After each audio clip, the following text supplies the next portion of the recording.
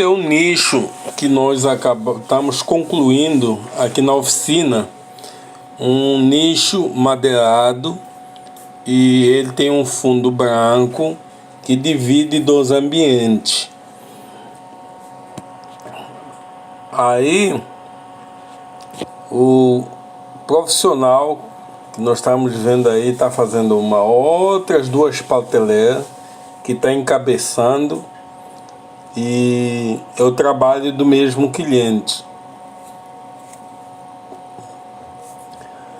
Como nós estávamos falando, esse nicho, depois que nós acabamos de fazer a instalação no local, nós estamos aqui na área da sala.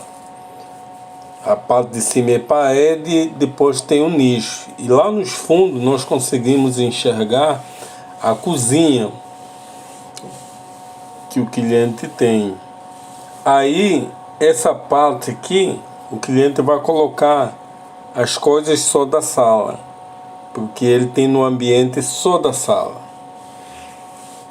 Aqui embaixo é a bancada, que vai ser usado, que é o normalmente para um café da manhã, uma janta.